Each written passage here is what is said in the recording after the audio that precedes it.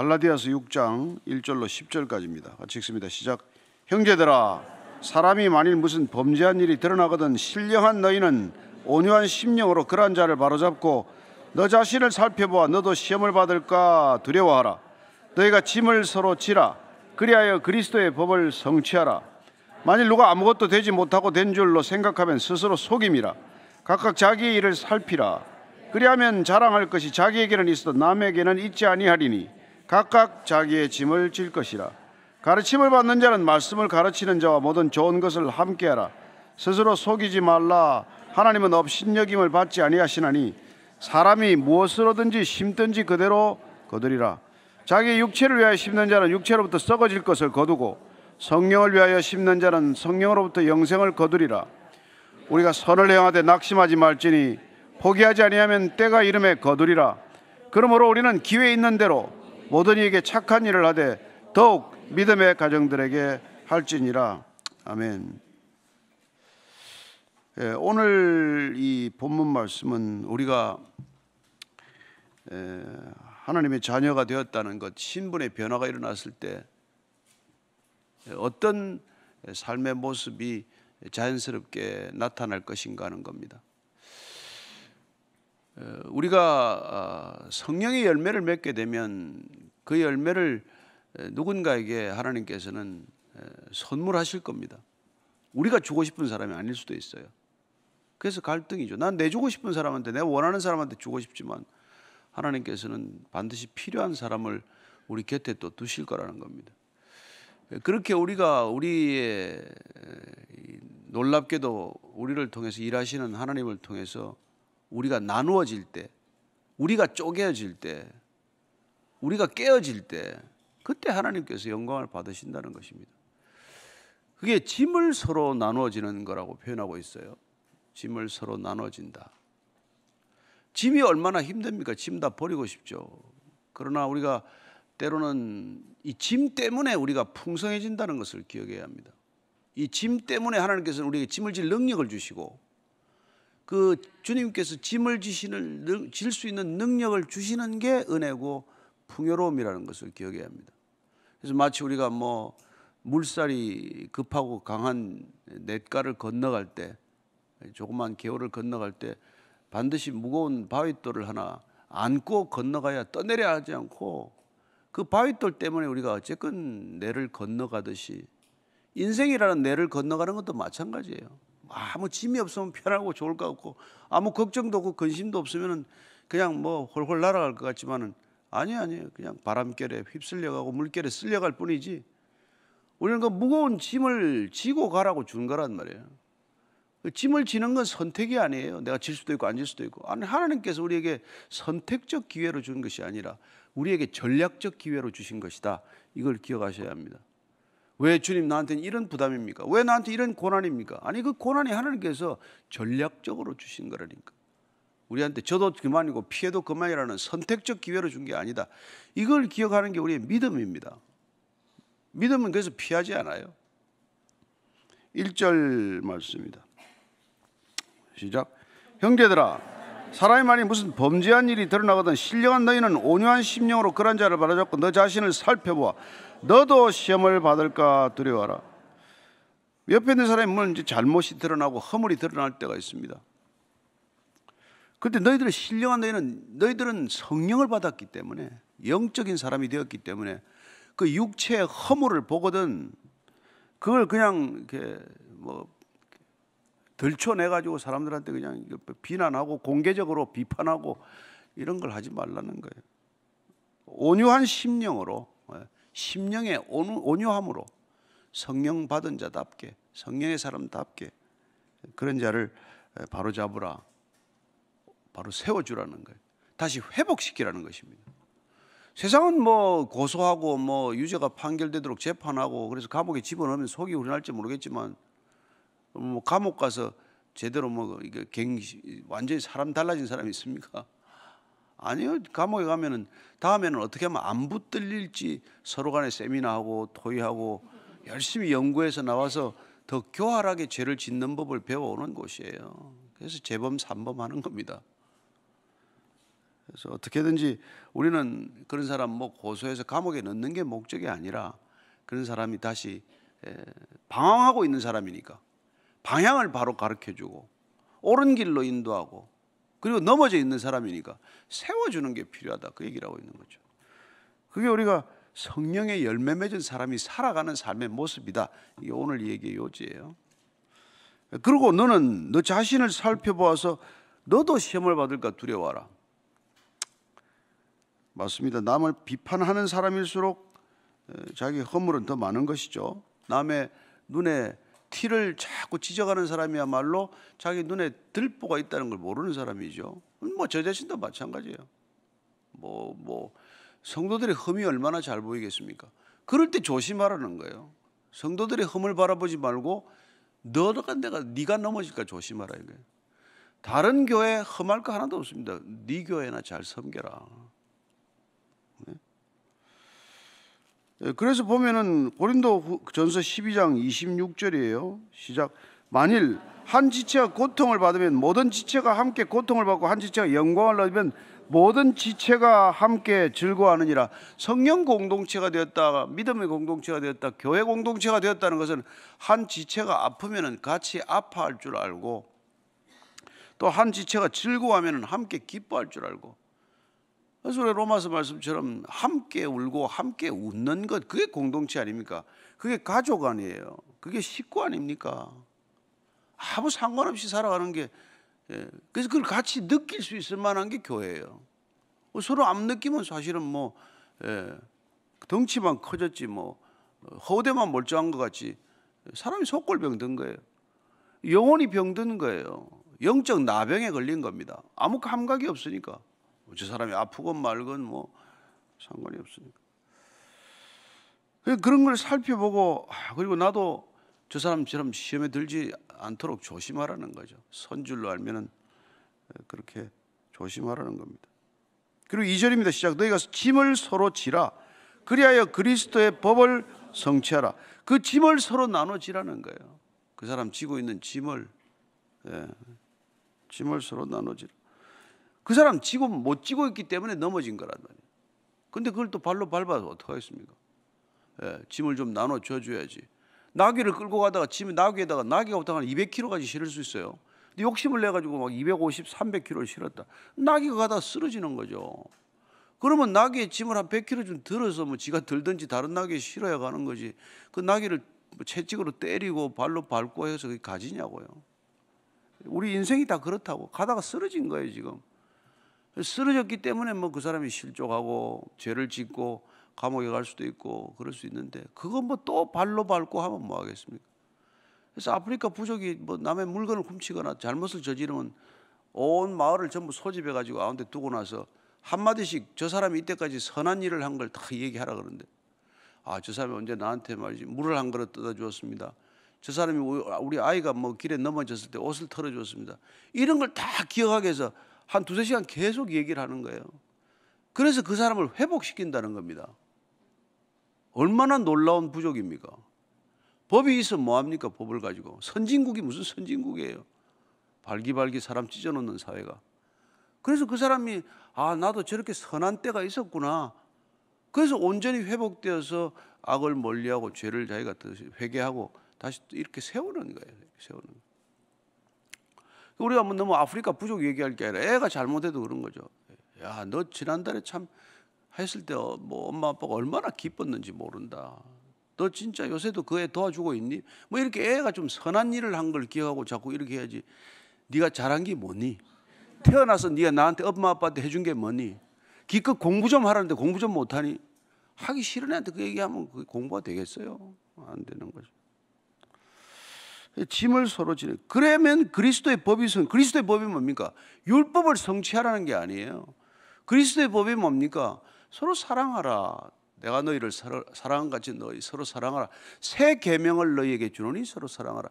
사랑하는 게 계명이에요. 비난하고 비판하는 게 계명이 아니라 율법은 흠을 지적하는 것이지만 그리스도의 새 계명, 그리스도의 법은 사랑해 주는 거라는 거예요. 사랑하는 거. 그래서 앞에 우리가 5장 13절 다시 한번 읽고 지나가요. 5장 13절 시작. 형제들아 너희가 자유를 위하여 부르심을 입었으나 그러나 그 자유로 육체의 기회를 삼지 말고 오직 사랑으로 서로 종노릇하라. 사랑으로 종노릇을 하라. 사랑으로. 할아버지가 손자 사랑하면 종노릇하는 거예요. 할아버지 기어하면 기는 거예요. 목마 태워 하면 목마 태우는 거예요. 수염 뜯기면 뜯기는 거예요. 종노릇이죠 뭐. 애한테서 완전 앞에 바보 되는 거죠. 사랑하면 그렇게 되는 거예요. 3절 4절입니다. 시작. 만일 누가 아무것도 되지 못하고 된 줄로 생각하면 스스로 속임이라. 각각 자기의 일을 살피라. 그리하면 자랑할 것이 자기에게는 있어도 남에게는 있지 아니하리니 각각 자기의 짐을 질 것이라. 아무것도 안 된 주제에 된 줄로 생각하면 스스로 속는다는, 스스로 속인다는 거예요. 인간만이 스스로 속일 수 있는 능력을 갖고 있습니다. 자기가 자기에게 속아요. 자기가 자기 잘하고 사는 줄 압니다. 저도 저한테 속으니까 뭐 이러고 살겠죠. 잘하고 있는 줄 알아요. 하나님 보면 구멍이 얼마나 많겠어요. 인간만이 스스로 속아요. 자기가 울어놓고 자기가 착한 줄 알아. 자기 눈물에 속는 게 인간이에요. 그래서 뭐 걸핏하면 울어. 뭐 울고 하나도 안 바뀌면 왜 웁니까? 뭐하러 울어요? 정치인들도 울더만. 참 악어도 아니고 왜 우는지 모르죠. 그러니까 아무것도 안 된 게 막 생각이 속이고 이런 거란 말이에요. 정말 참 답답하죠, 그죠? 그래서 고린도전서 우리가 10장 12절 말씀 그런 거예요. 시작. 그런즉 선질로 생각하는 자는 넘어질까 조심하라. 내가 섰다? 내가 이제 좀 된 것 같다? 그러면 곧 넘어질 일이 생겨요. 그렇지 않습니까? 은혜 왜 받습니까?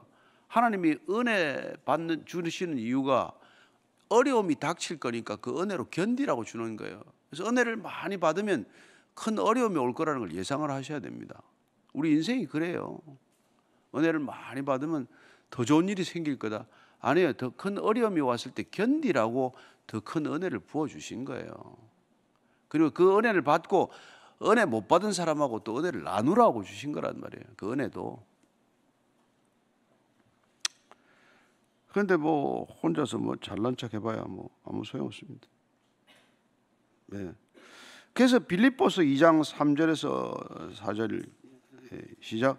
아무 일에든지 다툼이나 허영으로 하지 말고 오직 겸손한 마음으로 각각 자기보다 남을 낮게 여기고 각각 자기 일을 돌볼 뿐더러 또한 각각 다른 사람들의 일을 돌보아 나의 기쁨을 충만하게 하라. 자기 일 돌보면 자기 짐 잘 지면 고맙죠. 참 대견스럽죠. 그러나 다른 사람들의 일도 돌아보는 것, 이게 이제 성인 되었다, 어른 되었다, 성숙했다는 증거 아닙니까? 다른 사람들의 일을 돌아볼 줄 아는 것. 다른 사람들이 일을 돌아보는 게 목회예요. 목사가 돼서 목회하는 거 아닙니다.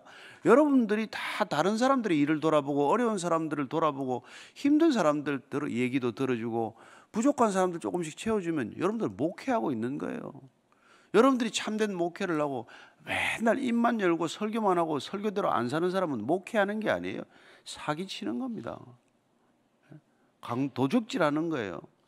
그래서 요한복음 10장 8절 말씀에 나보다 먼저 온 자는 다 절도요 강도라 이런 말씀을 주님께서 극단적인 표현을 하는 거란 말이에요.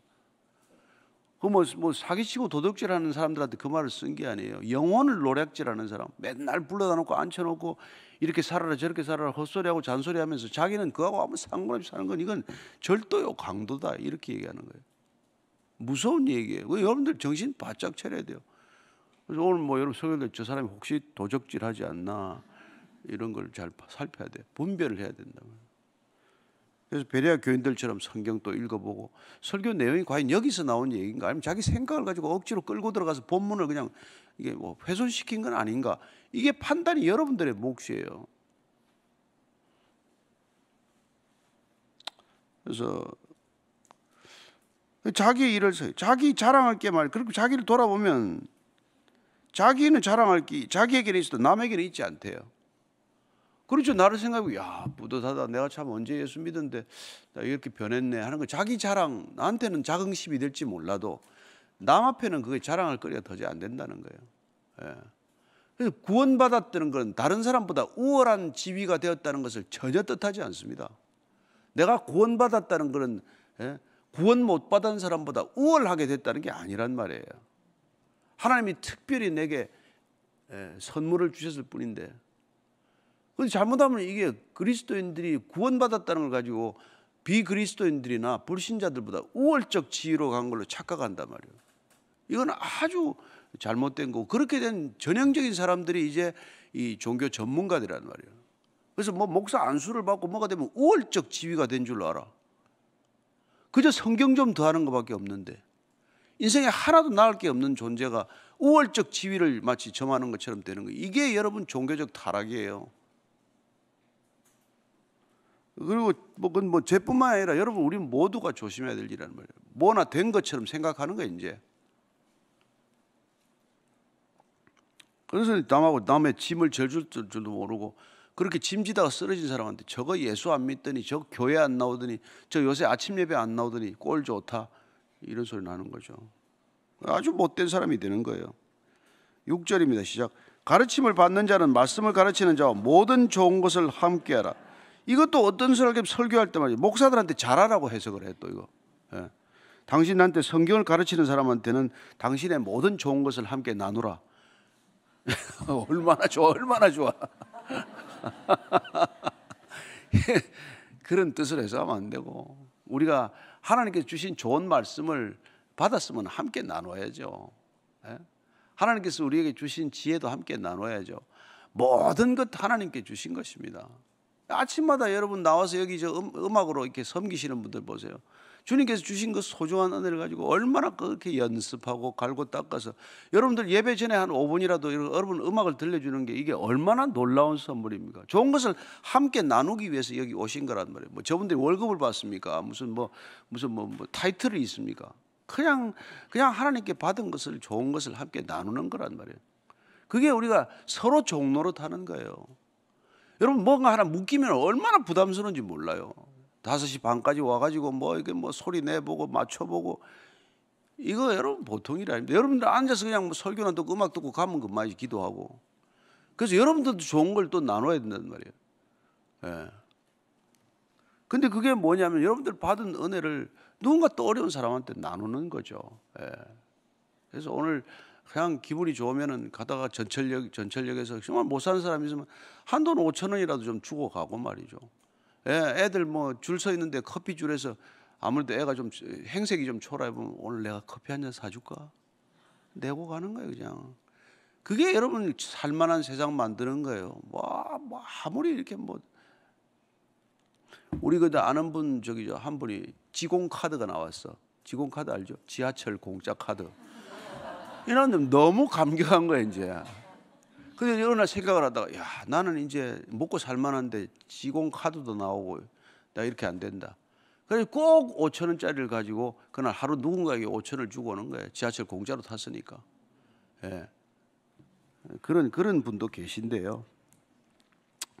그래서 그분 일부러 5,000원짜리를 잔뜩 바꿔놓고 집에서 나갈 때 5,000원짜리 하나씩 꼭 챙겨가면서, 오늘 나는 지하철은 공짜로 타고 다니는데 누군가 이 배고픈 사람한테 이걸 주고 가야지, 그런 거예요. 그 사람 교회 안 나오면 그 사람 구원 못 받다고 말씀하시겠습니까? 아니, 그분 안에 예수님이 계셔서 그런 걸 하고 계실지 몰라요. 자, 7절입니다. 스스로 속이지 말라. 하나님은 업신여김을 받지 아니하시느니 사람이 무엇으로든지 심든지 그대로 거두리라. 이 심던 대로, 우리가 성경에는 우리가 농사 짓던 시대니까 농경에 관한 비유가 굉장히 많습니다. 이게 뿌린 대로 거둔다는 건 맞죠. 그러나 우리는 사실 안 뿌린 걸 거둔 게 구원입니다. 그러나 우리가 구원받은 백성들은 그 구원의 열매를 나누기 위해서 잘 심어라, 잘 뿌리라는 거예요.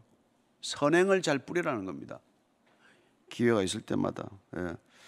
스스로 속이지 말라, 이거는 말이죠, 이 길을 잃지 말라는 뜻이에요. 원래 목적을 상실하지 말라는 뜻입니다. 속이지 말라는 게, 당신 가다가 구원받은 목적을 잃어버리지 말라는 거예요. 예수님이라는 방향이나 목표를 놓치지 말라는 그런 뜻입니다. 그리고 하나님은 업신여김을 받지, 하나님한테 코웃음 치지 말라는 거예요. 하나님 이렇게 하지 말라는 거예요. 하나님을 조롱하지 말라. 하나님을 경멸하지 말라. 사람은 무엇이든지 심든지 그대로 거두리라. 그래서 기회 있을 때마다 이걸 여러분 이렇게 쌓으라는 거 아니에요? 하늘에 쌓으라는 게 이게 그 이 얘기의 취지란 말이에요.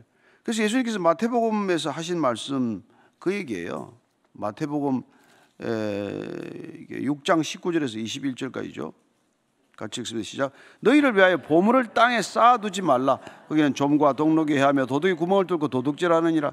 오직 너희를 위하여 보물을 하늘에 쌓아두라. 거기는 좀이나 동록이 하지 못하며 도둑이 구멍을 뚫지도 못하고 도둑질도 못하느니라.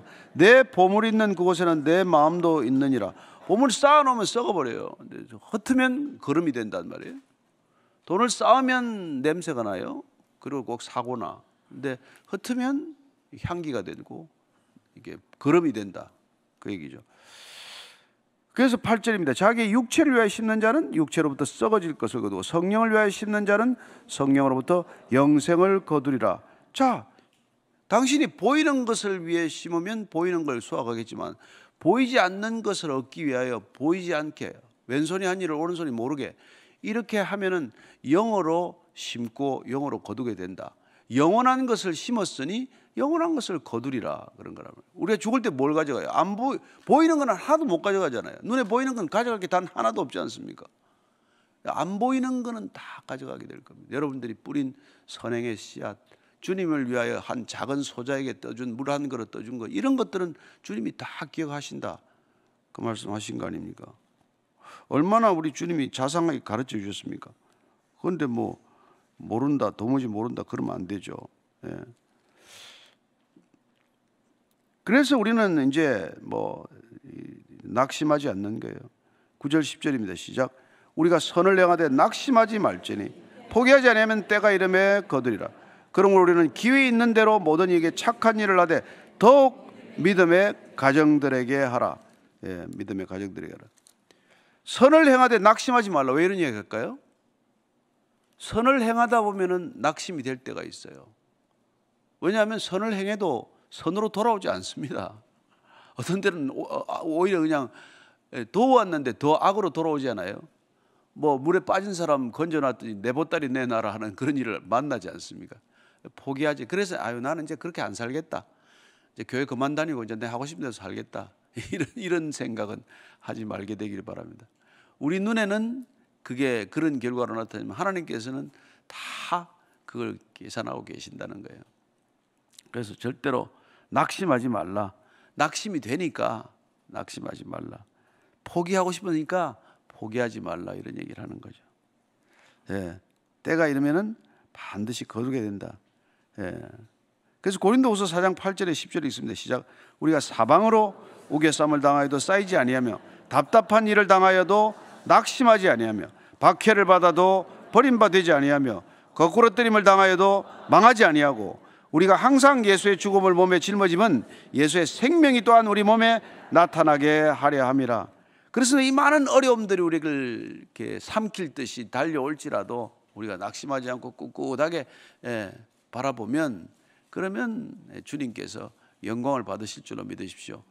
우리는 그리스도를 나타내는 사람이에요.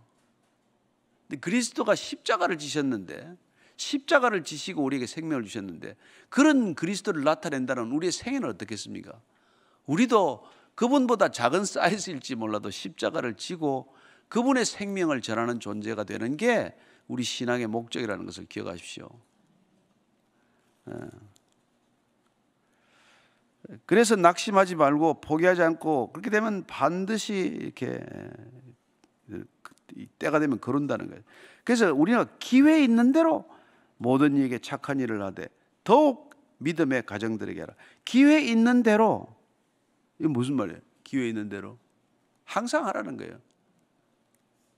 기회는 우리에게 고민하라고 준 것이 아니라 그 기회를 선용하라는 거죠. 붙들라는 거죠. 기회를 버리지 말라는 겁니다. 그래서 모든 인간의 만남을 기회로 활용하는 사람이 있어요. 그래서 어떤 사람들은 인연을 그냥 스쳐가는 인연으로 버리는 사람, 그냥 내가 필요할 때만 잠시 쓰는 사람, 아니면 그 사람을 주님께로 인도하는 소중한 기회로 삼는 사람이 있지 않겠어요? 그래서 하나님께서는 우리에게 기회라는 걸 주실 때 버리라고 선택하라고 주는 게 아니라 잘 택하라고 주는 겁니다. 사람도 우리에게는 주시고 물질도 주시고 재능도 주시고 뭐 관계도 주시고 다 주시는데 그 주시는 것들을 여러분들이 잘 오늘도 활용하게 되기를 바랍니다. 그리고 붙들라고 말씀하시는 거예요. 그래서 선은 베풀고 안 베풀고 고민 좀 해보자가 아니라 선은 그냥 항상 베푸는 걸 습관화하고 몸에 익히고 그게 우리가 그리스도를 드러내는 삶이고 그렇게 살아가는 것이 더욱 풍성한 삶이 되는 거예요. 그게 짐스럽다고 느낄수록 그 짐은 우리를 풍성하게 하는 짐이다. 우리를 더욱더 여유롭게 하는 짐이다. 그걸 우리가 깨달아야 되는 것이죠. 그래서 고난받은 만큼 우리는 믿음이 커지는 거예요. 사람이 커지는 게 얼마나 놀라운 일입니까? 믿음이 성숙한 게 얼마나 큰 복이에요. 근데 그건 어려움 없이 되는 일이 없단 말이에요. 죽을 것 같은 고비를 지나가는 거란 말이죠. 그래서 12K는 12번 두드려 맞은 거고 18K는 18번 두드려 맞은 거고 24K는 24번 두드려 맞은 거다. 이렇게 생각하십시오. 정금같이 빚어가는 우리가 어떻게 안 얻어맞고 고난 없이 그렇게 될 거라고 생각을 하세요. No cross, no crown. 기억하십시오. 십자가를 지는 게 여유롭게 사는 길입니다. 무거운 짐을 지는 게 풍요롭게 사는 길이에요.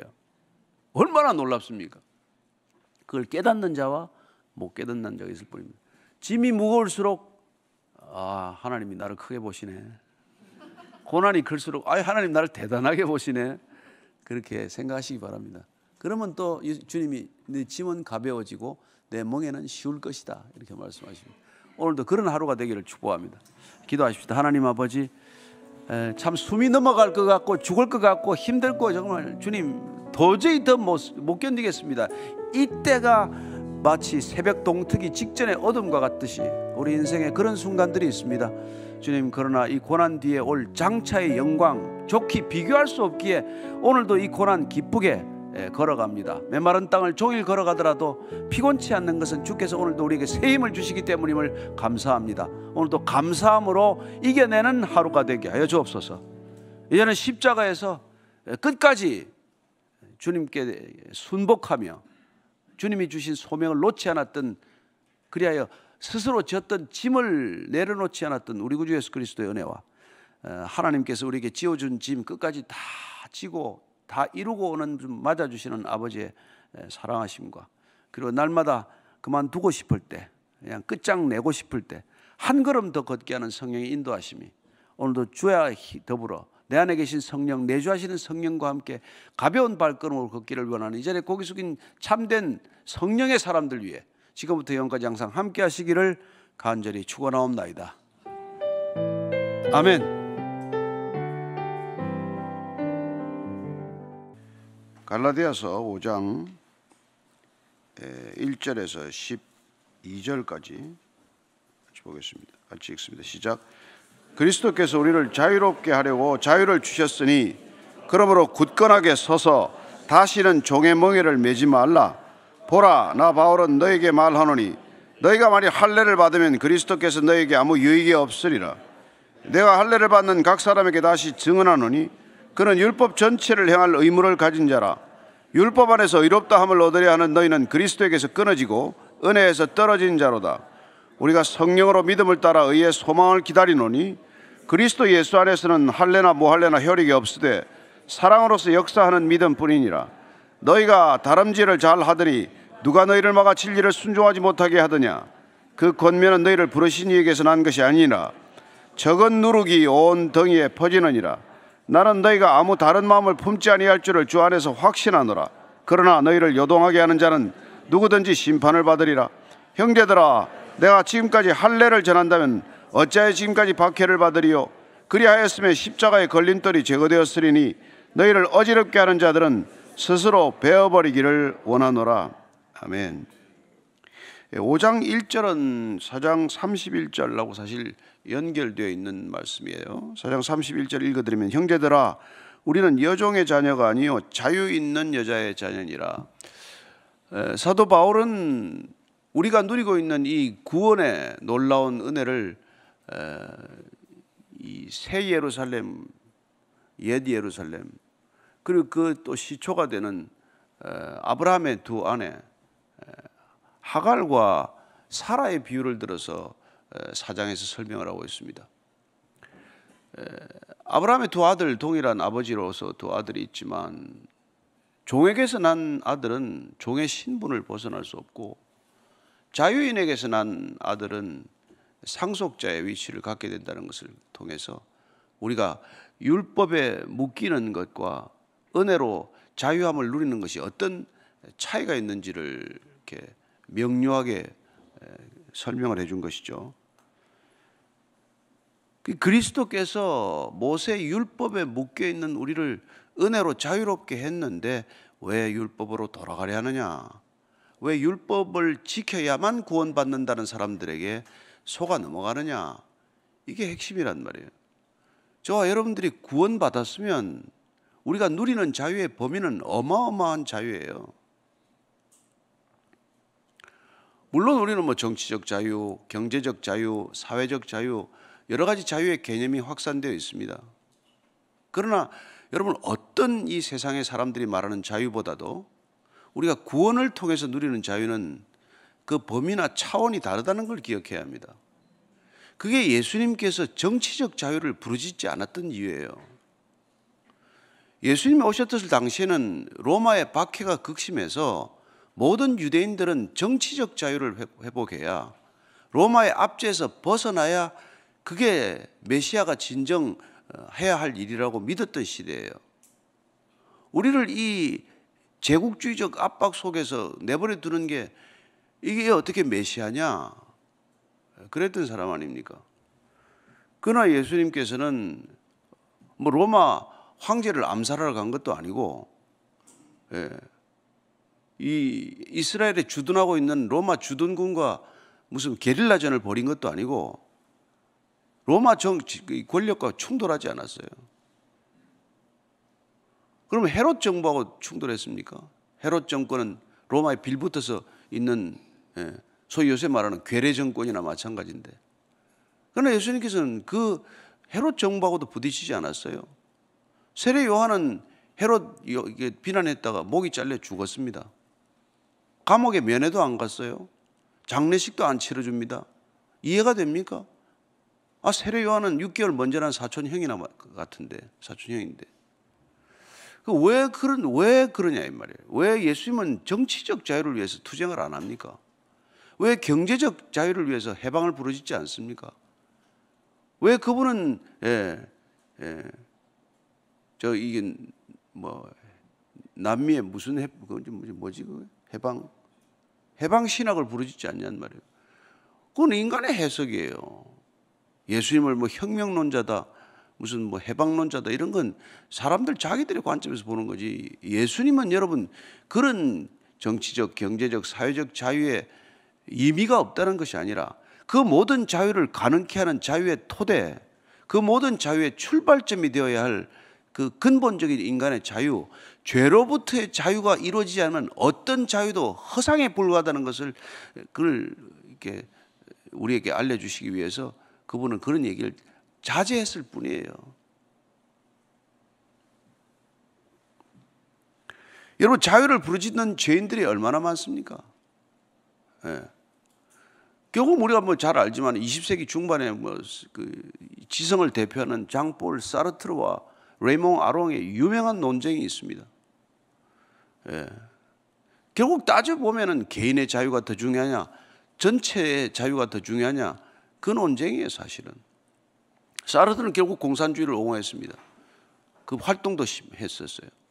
그러나 레몽 아롱은 유명한 얘기를 남깁니다. 젊어서 좌파 안 하면 머리가 나쁜 거다. 50 넘어서 좌파하면 도덕성이 없는 거다. 아주 명쾌한 분이에요. 50이 넘어서도 좌파하고 있는 건 사람이 도덕성이 바닥이기 때문에 그런 걸 한다, 그런 얘기를 합니다. 그래서 우리가 오늘 주님께서 자유를 주었다는데 무슨 자유인지를 알아야 돼요. 구원은 무슨 자유입니까? 죄로부터의 자유예요. 그 문제가 해결 안 되면 어떤 것도 근본적으로 해결되지 않습니다. 구원 못 받는 사람이 무슨 정치적 주장을 하고 무슨 돈을 벌고 무슨 교수가 되고 박사학위를 가져도 여러분 허상이에요, 허상. 그 뭐 그 이번에 프랑스 올림픽 하는 거 개막제 이런 거 하는 거 보십시오. 무슨 짓을 하고 있는 거예요. 무슨 짓을 하는지 모르고 한단 말이에요. 그래서 예수님이 무슨 짓을 하고 사는지 모르기 때문에 용서한 거예요.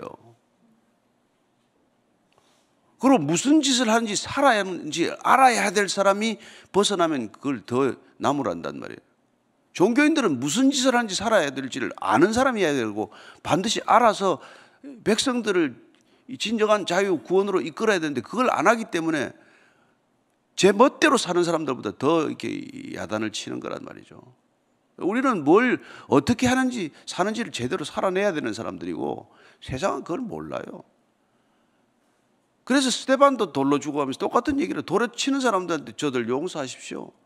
뭘 하는지 모릅니다. 예수님한테 배운 게 그거 아닙니까? 그러니 우리를 자유롭게 한다고 그 준 자유는 이게 정치적 자유를 말하는 게 아니란 말이에요. 굳건하게 서서 다시는 종의 멍에를 매지 말라. 다시는 종이 되려고 하지 마라. 여러분 어떻게 자유인이 되었으면 종이 또 됩니까? 자유 아니면 죽음을 맞든지 다시 종으로 가기보다는 죽음을 택해야 마땅하죠. 그러니까 종의 멍에를 매지 않으려면 목숨을 걸고 지켜야 되는 거예요. 정치적 자유도 마찬가지입니다. 시민혁명을 거친 사회는 정치적 자유를 소중하게 여깁니다. 그러나 오늘 온 세계는 그 자유가 위기에 처하고 있어요. 지금 어느 나라 없이 자유는 위기에 처하고 있습니다. 그게 여러분 디지털 문명이라는 게 오히려 그런 것들을 자유를 제한하고 자유를 손상시키는 데 오히려 도움을 주고 있을 뿐이에요. 여론은 얼마나 쉽게 조작됩니까? 얼마나 많은 오보가 난무합니까? 얼마나 많은 딥페이크 뉴스라는 게 돌아다니고 있습니까? 정신 바짝 차리지 않으면 우리는 어느 정말 낚시 바늘에 걸려서 목이 걸려 숨이 졸릴지 모르는 시대를 살아가는 것이죠. 그러나 주님께서는 오늘 종의 멍에를 매지 말라. 바울은 참 그렇게 말하는 겁니다. 주님께서 요한복음 8장 36절에 이렇게 선언하십니다. 시작. 그러므로 아들이 너희를 자유롭게 하면 너희가 참으로 자유로우리라. 이 말은 주님께서 자유롭게 하지 않으면 어떤 것도 참된 자유는 없다는 겁니다. 우리가 이토록 복음에 매달리는 것, 성경에 매달리는 것은 주님께서 우리를 자유케 하셔야 이 모든 것들로부터 자유해진다는 거예요.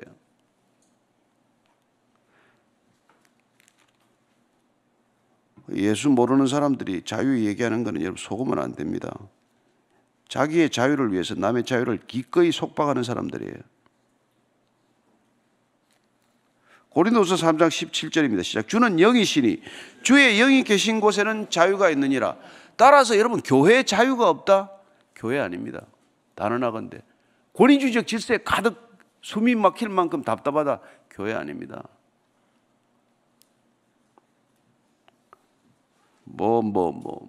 차라리 캐톨릭은 교황이 하나밖에 없죠. 개신교는 교황이 수만 명이라 그러지 않습니까? 예. 거기다가 목을 메고 말이죠. 목회자야 월급 받아가면서나 살지. 왜 헌금해가면서 종처럼 살아요? 왜 그러세요, 여러분들? 나는 그것도 이해도 안 돼. 주의 영이 계신 곳에는 진정한 자유가 있는 거예요. 그 자유로 뭐합니까? 그 자유로 우리는 예수님께 기꺼이 속박되기를 원해서 귀를 뚫는 사람들이란 말이에요. 나는 자유롭게 하셨기 때문에 주님께 내 자유를 도로 돌려드린다는 말이에요. 예. 그래서 그분에게 순종하는 것이고, 예. 그분의 순종하라는 게 또 뭐예요? 순종에 뭐 하는데 순종하면? 사랑하라는 거예요. 서로 사랑하는 거예요. 하나님 죽도록 사랑하고 너 이웃을 죽도록 사랑하라는 거예요. 그래서 그 주님을 우리가 알면 다시는 종의 멍에를 매지 않습니다. 누가 매겠어요? 왜 매겠습니까? 안 매죠. 우리 맬 이유가 없죠. 자, 2절에서 4절까지입니다. 보라, 나 바울은 너에게 말하노니 너희가 만일 할례를 받으면 그리스도께서 너에게 아무 유익이 없으리라.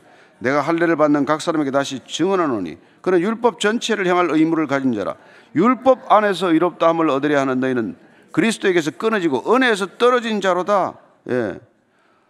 그러니까 유대주의자들이 왜 할례를 받아야지? 우리처럼 예수 믿어야지. 그런데 바울은 할례 받은 사람이에요. 그러나 그가 헬라 세계에서 복음을 전하면서 아니 그리스도께서 십자가에 매달리신 분이, 우리를 구원하신 분이 너희들 그 할례시키려고 한 거냐 도대체? 그런 것들로부터 자유케 하기 위해서 십자가를 지셨는데 어떻게 예수 믿는다는 사람들이 기껏 헬라 그리스도인들한테 가서 할례 받으란 그런 소리를 할 수 있냐? 그냥 격분한 사람이에요. 그건 말이 안 된다. 다시 할례 받아. 본인이 할례를 안 받았으면 또 뭐 반항이라도 한다죠. 본인은 할례 받았지만 그게 중요하지 않기 때문에, 그 본질이 아닌 걸 가지고 그렇게 고집 피우지 말라. 그래서 로마서 3장 27절 28절입니다. 그러니 자랑할 데가 어딨냐? 있을 수가 없느니라. 무슨 법으로냐 행위로냐 아니라 오직 믿음의 법으로니라. 그러면 사람이 어렵다 하심을 얻는 것은 율법의 행위에 있지 않고 믿음으로 되는 줄 우리가 인정하노라. 믿음으로 구원받은 거지 할례받아 구원받은 거 아니다. 믿음으로 구원받은 거지 내가 번제 드리고 화목제 드리고 속죄제 드리고 제물 드리고 무슨 제사장한테 가서 네가 지금 그렇게 해서 구원받은 게 아니라는 거예요. 영단번의 제사, 그분께 십자가에 달리심으로 우리는 구원은 끝난 일인데 그 구원을 받기 위해서 또 다른 조건을 제시한다는 건 말이 안 된다. 그러니 여러분들 무슨 주일 성수해야 구원 받습니까? 여러분들 꼭 11조 해야 구원 받습니까?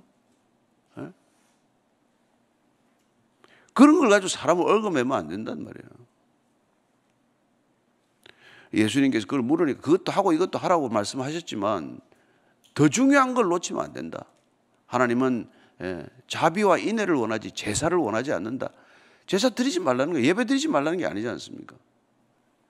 그러나 심지어 그 예배조차도 내가 사랑이 없다면 그건 네 만족을 위한 거지. 아, 나 예배 드렸어. 나는 어제도 주일 지켰어. 뭐 그런 만족은 있겠지만 주님께서 나는 그런 예배를 도무지 받지 않고 모른다는 거란 말이에요. 그래서 율법으로 의롭다 함을 얻으려고 하는 이유가 뭡니까? 왜 그렇게 율법에 목을 맵니까? 왜 여러분들은 40일 특세 이런 거 해가지고 훈장처럼 여깁니까? 조금 더 의로워졌다고 착각하니까 자기 만족이에요. 그래서 누군가는 그냥 40일 금식하다가 39일째 그만뒀어요. 내가 40일 금식했다는 게 자랑거리가 되지 않게 하기 위해 일부러 39일날 끝을 내버렸어요. 대단하지 않습니까? 우리 같으면 42일 할 텐데 39일 하는. 5절 6절입니다. 시작. 우리가 성령으로 믿음을 따라 의의 소망을 기다리는 그리스도 예수 안에서는 할례나 무할례나 혈육이 없으며 사랑으로서 역사하는 믿음뿐이니라. 우리가 성령으로 믿음을 따라 의의 소망을 기다리는데 그게 무슨 할례나 무할례나 그게 무슨 소용이 있냐? 할례 받고 안 받고. 오직 우리에게는 사랑으로서 역사하는 믿음뿐이니라. 이거 엄청 중요한 얘기예요. 믿음은 사랑으로 일한다 이 얘기입니다. 믿음은 소망으로 바라보고 믿음은 사랑으로 일한다. 그러니까 여러분 사랑이 없으면 믿음 없는 거예요. 나는 조금 그릇이 작아서 사랑이 조금 작습니다. 아니에요. 사람을 사랑하지 않고 있는 것은, 이웃을 사랑하지 않는 것은 믿음이 잠들었다는 얘기예요. 내가 요새 정말 낙심이 됩니다. 절망하고 있는데 이건 믿음이 지금 사라지고 없다는 거예요. 사랑, 믿음, 소망 이 세 가지는 항상 있을 것인데 항상 같이 있어야 돼. 항상 같이 있어야 돼. 믿음 따로 소망 따로 사랑 따로 아닙니다. 사랑하는 만큼 믿고 있는 것이고 믿는 만큼 사랑하는 것이고 믿는 만큼 소망하는 것이고 소망하는 만큼 믿는 겁니다. 근데 무슨 할례를 받고 안 받고 그걸 가지고 따지냐는 거예요. 왜? 이 사도 바울이 여러분 얼마나 격정적이고 얼마나 화가 났는지 몰라요. 7절 8절입니다. 시작. 너희가 다름질을 잘하더니 누가 너희를 막아 진리를 순종하지 못하게 하더냐? 그 권면은 너희를 부르신 이에게서 난 것이 아니니라. 너희들 처음에 예수 만나서 잘 달려가더니 줄곧 잘 가더니 누가 너희를 막아서 진리에 순종하지 못하게 하고 율법에 자꾸 속박을 새로 초래하게 하냐? 누구가 너희들 발목을 또 잡냐? 그게 참 사도 바울의 바울이 잘 복음 전하고 가지 않았습니까? 그런데 이상한 사람이 와가지고 다 한 거예요. 교회도 그렇습니다. 잘 되다가 뭐 2대 담임 목사부터 교회가 어렵다더나, 뭐 3대째부터 어렵다더나 뭐. 교회는 주님과 함께 시작되고 주님과 함께 없어지는 거예요. 사람이 뭐 바뀌고 뭐 누가 뭐고 해봐야 그건 뭐 사람의 교회 되는 거죠, 잘못하면. 그래서 이 교회도 무슨 조모 때문에 뭐 이게 이름 나면 큰일 나는 거예요. 여러분들 내 이름에 편성해서 가서 거기 조정민 목사가 하는 배식교회 다닙니다 이렇게 말합니까? 안 그러잖아요. 그냥 주님의 교회 다니는 거예요. 그렇게 이야기하기 싫으면 동네 작은 교회 다닌다 그러든지. 이게 내가 착각한 게 있어요. 내가 옛날에 나도 큰 교회 다녔는데 내가 큰 교회 다니면 믿음이 큰 줄 알았어. 바닥이에요, 바닥. 큰 교회가 내 믿음을 키우지 않습니다. 교회는 여러분들의 신앙을 책임지지 않아요. 학교가 우리 아이들 교육 책임집니까? 여러분이 주님과 함께 지내지 않으면 아무도 신앙은 책임지지 않습니다. 부모의 믿음이 여러분을 책임집니까? 그러면 왜 MK, PK라는 말이 왜 생겨요? 왜 목사 아들이 사고치고 선교사 아들이 그렇게 속을 썩입니까? 소용없어요. 여러분들이 오늘 하루 예수님하고 동행 안 하면 저나 여러분 그리스도인 아닙니다. 바울은 그런 마음, 믿음, 그런 얘기를 하고 있는 거예요. 다른 박지 잘하더니 도대체 왜 그러냐? 왜 정신 놓치고 그러느냐? 그래서 끝까지 견디라는 거예요. 잘 믿다가 여러분 곁길로 빠진 사람 수도 없습니다. 처음에 잘 믿었다고 끝까지 안 갑니다. 지금 잘 믿는다고 끝에 잘 가지 않아요. 점점 시간 갈수록 나빠집니다. 태초가 좋았어요. 하나님이 천지 창조했을 때가 제일 좋았습니다. 인간 갈수록 진화하는 게 아니라 인간 갈수록 여러분 지구 망가뜨리는 거예요. 그래서 첫 믿음 지켜라, 첫사랑 지켜라, 처음으로 돌아가라. 여러분 신앙은 밥그릇이 아니에요. 뭐 무슨 계급자입니까? 시간 지난다고 더 좋아지는 줄 압니까? 무슨 신학을 공부하면 더 좋아지는 줄 압니까? 아니요. 성경 지식은 많아지겠죠. 신학적인 배경은 단단해지겠죠. 그러나 믿음은 저와 여러분들이 오늘 예수님을 얼마나 내가 사랑하고 있나, 그 사랑으로 이웃을 얼마나 내가 섬기고 사랑하나, 그게 전부예요. 뭐 더 있다가 곁길로 빠진 사람 하나둘이고 그 사람 따라가다가 망한 사람 한둘인 줄 압니까? 그래서 이단들이 그렇게 사람들 많이 혹해가지고 데리고 다니는 거예요. 이단들 따라가는 사람이 더 많은데 뭐 꿈쩍도 안 해요. 그래서 요한일서 4장 1절 이렇게 말합니다. 사랑하는 자들아, 영을 다 믿지 말고 오직 영들이 하나님께 속하였나 분별하라. 많은 거짓 선지자가 세상에 나왔습니다. 수도 없는 거짓 선지자가 나왔다는 거예요. 안 보이는 세계를 얘기하니까 얼마나 제멋대로 얘기를 하는지 모르죠. 그래서 그렇게 너희들을 진리를 순종하지 못하게 하는 자들은 너희를 부르신 이에게서 난 게 아니다. 그런데 9절 10절에 적은 누룩이 온 등에 퍼지느니라. 나는 너희가 아무 다른 마음을 품지 아니할 줄을 주 안에서 확신하노라. 그러나 너희를 요동하게 하는 자는 누구든지 심판을 받으리라. 적은 누룩이 온 등에 퍼지는 거예요. 교회 하나 들어가서 교회 시끄럽게 하는 게 일도 아닙니다. 여기 무슨 공권력이 있습니까? 무슨 경찰이 있습니까? 하나 들어가지고 교회를 엉망으로 만드는 건 너무나 쉬운 일이에요.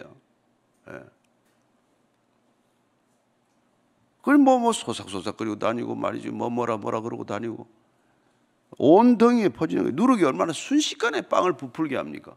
그 조그만 밀가루에 이스트 좀 넣으면 얼마나 빵이 갑자기 커져요. 그렇게 되는 것이죠. 그래서 다른 마음을 품지 마라.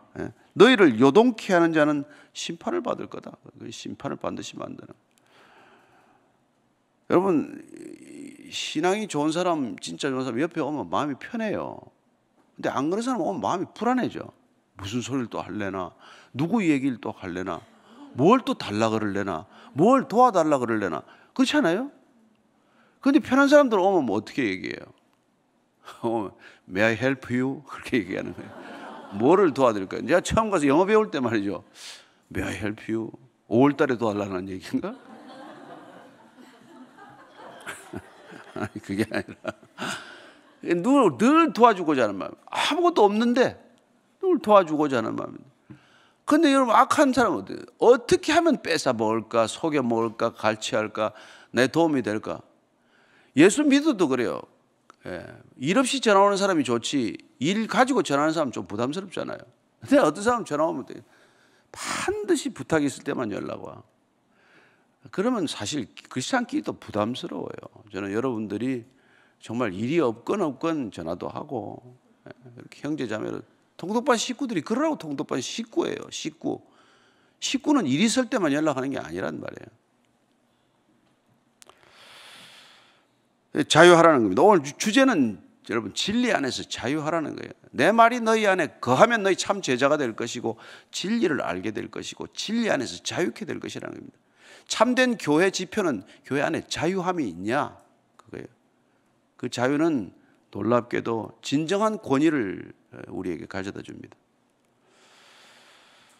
누가 순종하지 못하게 하느냐, 그렇게 하는 게. 예. 자, 11절 12절 읽고 정리하겠습니다. 시작. 형제들아, 내가 지금까지 할례를 전한다면 어찌하여 지금까지 박해를 받으리요? 그리하였으면 십자가의 걸림돌이 죄거뒀으리니 너희를 어지럽게 하는 자들은 스스로 베어버리기를 원하노라. 야, 형제들아, 이 갈라디아의 모든 교인들을 형제라고 지금 지칭할 수 있는 바울의 심정에는 분노가 있지만, 이 형제들을 괴롭히는 자에 대한 분노가 있지만 속아 넘어간 데 대한 안타까움이 있지, 그들을 분노하는 건 아니란 말이에요. 그래서 내가 지금까지 할례를, 너희들 할례 받으라고 적당히 타협했다면 내가 유대인들한테 왜 내가 싫은 소리 듣고 내가 박해를 받겠냐. 바울이 꼭 가서 뭐 이고니온이나 뭐 루스드라에서 돌 맞아 죽을 뻔하지 않았어요. 그 돌 들고 다니는 사람들 다 유대인 그리스도인들이에요. 유대인 유대주의자들이에요. 동족들한테 맞아 죽을 뻔한 거죠. 근데 할례 받아라, 너희들도 할례 받아야 그리스도 믿을 수 된다고 했으면 내가 이런 고난 왜 겪겠냐. 아니, 우리 같으면 하도 힘들어서라도 타협을 했을 거예요. 야, 웬만하면 받아줘라. 큰일 나냐, 죽는 것도 아닌데. 근데 그건 양보해서는 안 된다는 게, 왜 바울의 그 마음을 우리가 알아야 돼요. 신앙은 굳건하게 붙들어야 될 거, 끝까지 타협하지 말아야 될 게 있단 말이에요. 그건 우리가 십자가의 복음을 훼손해서는 안 된다는 것. 그 점에 대해서는 바울은 양보가 없는 사람이에요. 그것 때문에 목이 잘려 죽는 거 아닙니까?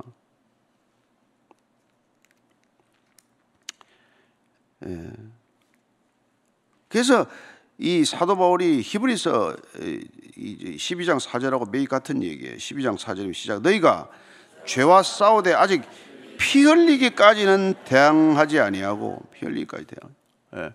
악은 모양이라도 버리라. 모든 모양이라도 버리라. 데살로니가전서 5장 22절 말씀이에요.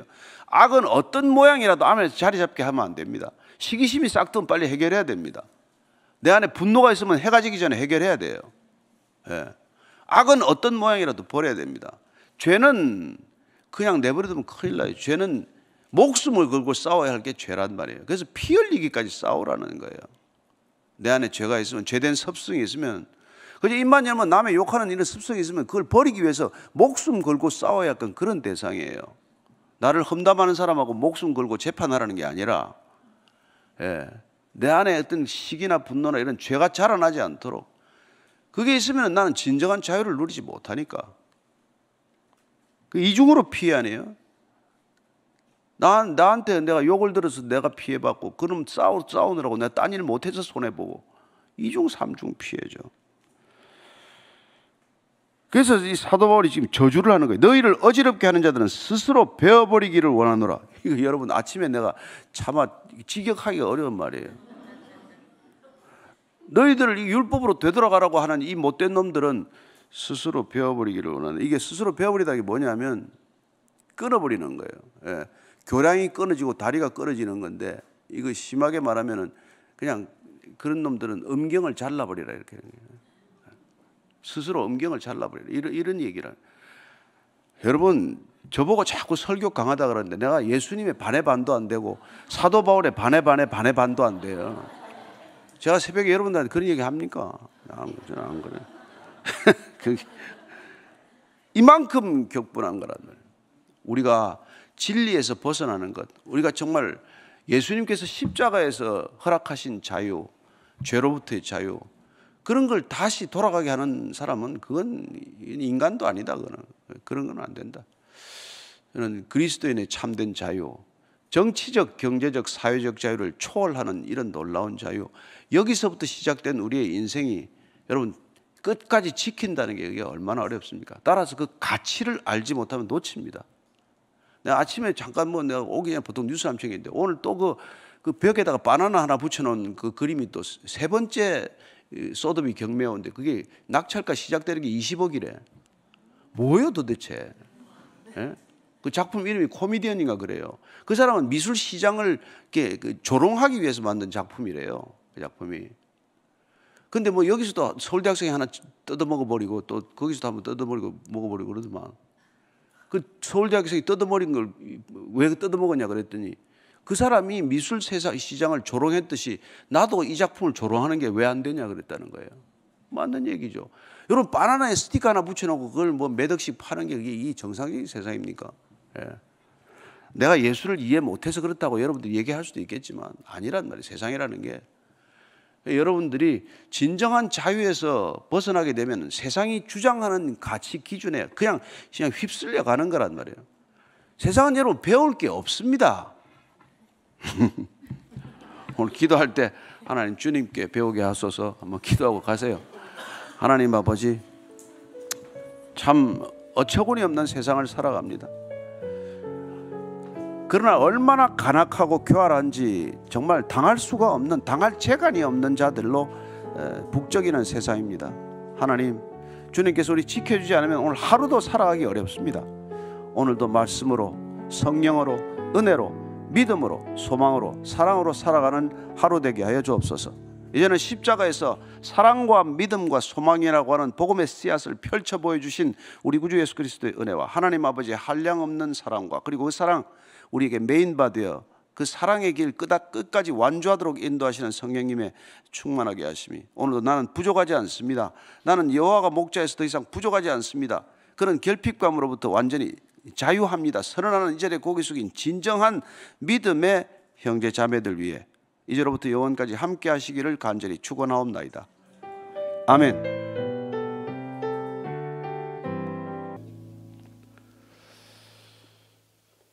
오늘 아침 저희들에게 주신 말씀은 갈라디아서 4장 12절로 20절까지 말씀입니다. 한 목소리 같이 읽습니다. 시작. 형제들아, 내가 너희와 같이 되었은즉 너희도 나와 같이 되기를 구하노라. 너희가 내게 해롭게 하지 아니하였느니라. 내가 처음에 육체의 약함으로 말미암아 너희에게 복음을 전한 것을 너희가 아는 바라. 너희를 시험하는 것이 내 육체에 있으되 이것을 너희가 업신여기지도 아니하며 버리지도 아니하고 오직 나를 하나님의 천사와 같이 또는 그리스도 예수와 같이 영접하였도다. 너희의 복이 지금 어디 있느냐? 내가 너희에게 증언하노니 너희가 할 수만 있었더라면 너희의 눈이라도 빼어 나에게 주었으리라. 그런즉 내가 너희에게 참된 말을 함으로 원수가 되었느냐? 그들이 너희에게 대하여 열심내는 것은 좋은 뜻이 아니오 오직 너희를 이간시켜 너희로 그들에게 대하여 열심을 내게 하려 함이라. 좋은 일에 대하여 열심으로 사모함을 받으면 내가 너희를 대하였을 때뿐 아니라 언제든지 좋으니라. 나의 자녀들아, 너희 속에 그리스도의 형상을 이루기까지 다시 너희를 위하여 해산하는 수고를 하노니 내가 이제라도 너희와 함께 있어 내 언성을 높이려 하면 너희에 대하여 의욕이 있음이라. 아멘.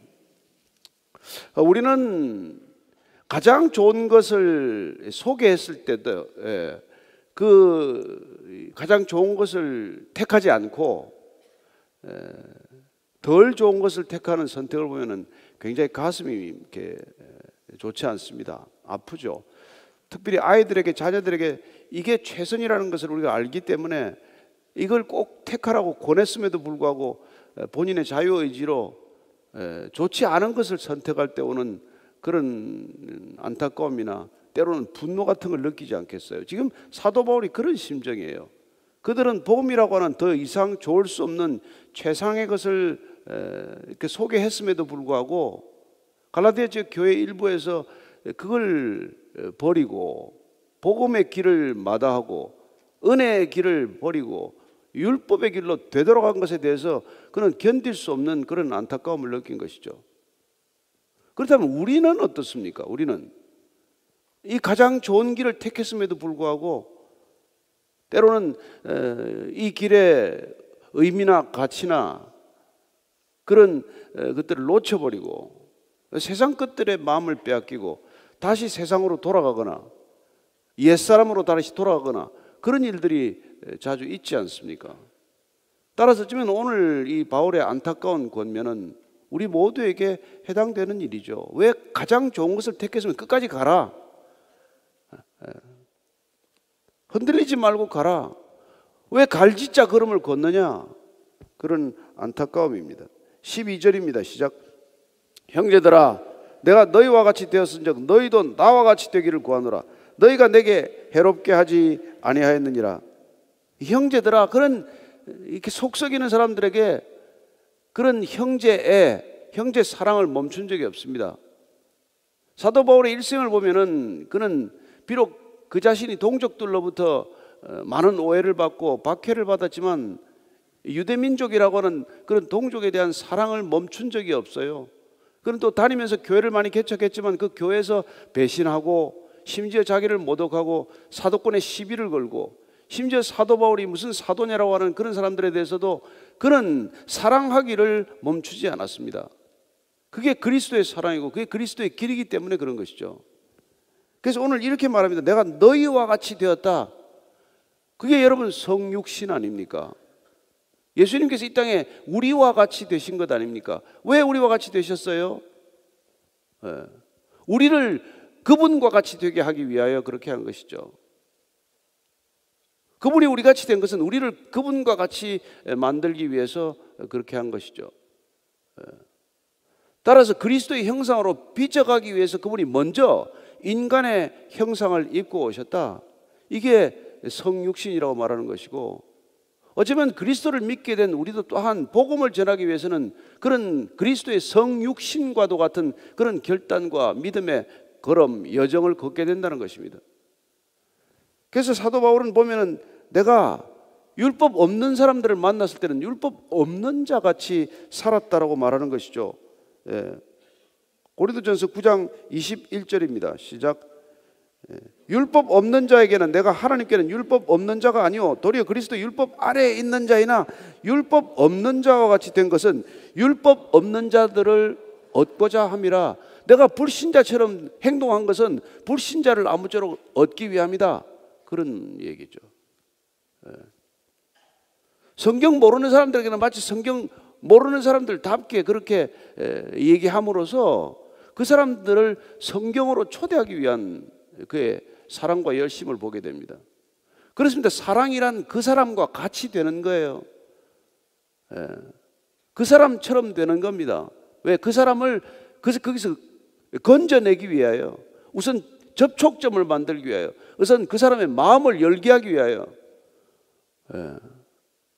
그래서 우리가 그런 우리 자신을 버리는, 우리 자신을 낮추는, 우리는 그런 도덕적 기준에 있지 않지만 때로는 도덕적 기준까지 낮춰가면서 그 사람들에게 다가가는 까닭은 비위를 맞추고 그 사람들의 무슨 환심을 사겠다는 게 아니라 그 사람들이 마음문을 열고 어떻게든지 예수님을 영접하도록 하기 위해서 우리는 그런 노력을 하는 것이죠. 제가 아침부터 참 이게 뭐 들어서 안 될 뭐 이렇게 비유인지는 모르겠습니다만, 제가 한번 전도하러 가서 말이죠, 그분이 그냥 계속 술을 내놓는 거예요. 그래서 아무 소리 안 하고 주는 술 다 받아 먹었습니다. 한마디도 예수 얘기 안 했어요. 묻는 질문만 몇 가지 대답했습니다. 술을 4가지 내는데 4가지 다 받아 먹었어요. 그 다음 주일날 교회 나왔더라고. 그 사람이 뭘 살폈겠어요? 목사가 와가지고, 목사가 오면 하는 소리 뻔하잖아요. 아니 뭐 술 먹으라는 얘기도 아니고 뭐 잘했다는 얘기도 아니고, 그게 나를 위해서 마신 게 아니란 말이에요. 그 사람의 마음을 편케 하기 위하여, 그 사람의 마음문을 열게 하기 위하여. 예수님이 그래서 먹고 마시는 것을 좋아했다 이런 비난을 듣지 않았어요. 예수님 뭐 술이 그리웠겠습니까? 뭐 포도주가 아쉬웠겠습니까? 그게 지금 사도 바울이 지금 내가 너와 같이 된 것은 그런 마음이었고, 그래서 너희도 나와 같이 되기를 위하여. 바울이 내가 산헤드린 법정에서나 어디 뭐 재판 받을 때 내가 묶인 그 이외에는 당신들이 나처럼 되기를 원한다. 아그리빠 왕이나 여러분 그 당시에 당대 권력자들 앞에서 그렇게 말합니다. 내가 지금 묶여 있는 그 이외에는 당신들도 나처럼 되기를 원한다. 여러분들도 그런 마음, 저도 그런 마음 아닙니까? 우리가 이 나라 이 민족이 정말 예수를 아는 민족 되게 하기 위해서 우리가 이렇게 부르짖어 밤에도 기도하고 그런 거 아닙니까? 예.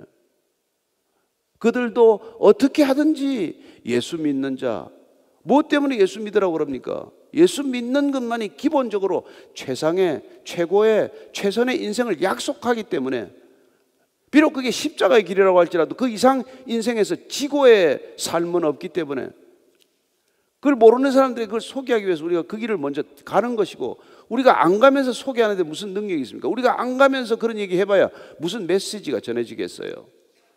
그래서 지금 사도 바울은 죽을 힘을 다해서 그 길을 갔고, 그리고 지금 그 복음을 전했는데, 그 복음을 들은 사람들이 잠깐 자리를 비운 사이에 슬그머니 들어온 율법주의자들, 슬그머니 들어온 유대 율법주의자들, 복음만으로는 안 된다, 복음은 뭔가 허전하다, 예수를 믿으라, 믿으면 된다 하는 이런 소리는 너무 피상적이고 너무 뭐 실체가 없는 소리 아니냐.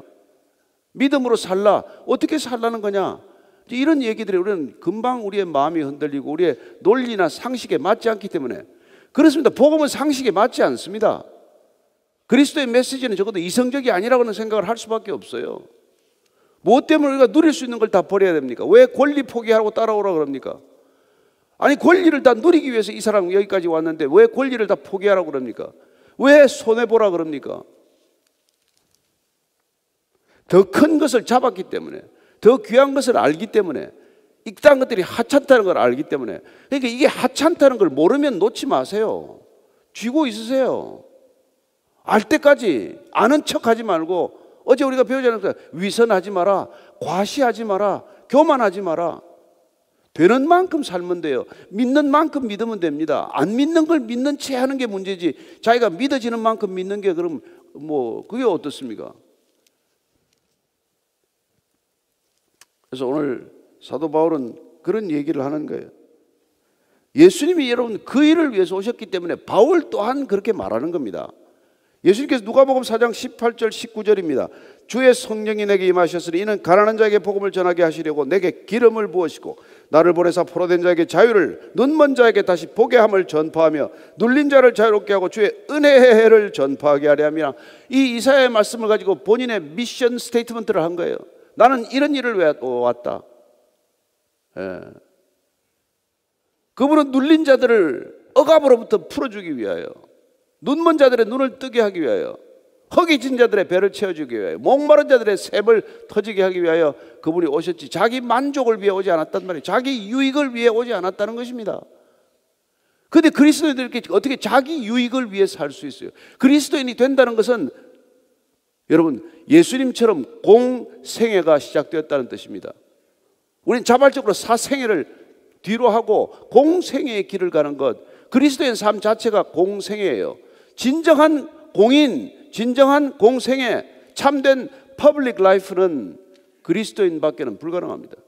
다른 어떤 사람도 사적인 동기를 공적으로 포장하고 위선 덩어리가 될 수는 있지만 진정한 공인의 삶, 공적인 삶, 공공의 삶은 진정한 그리스도인이 되지 않고서는 불가능하다는 것입니다. 예수님이 그 일을 위해서 오셨어요. 인자에 온 것은 섬김을 받으려 함이 아니라 도리어 섬기려 하고 자기 목숨을 많은 사람의 대속물로 주려 함이라. 그게 그분이 이 땅에 오신 이유예요. 그분을 따르겠다, 그분을 주라고 고백하고 그분의 제자라고 고백하는 사람들이 어떻게 그렇게 사사로운 행동을 합니까? 어떻게 그렇게 이기적인 행동을 합니까? 알아서 하는 거죠. 자발적으로 기꺼이 기쁘게 하는 거죠.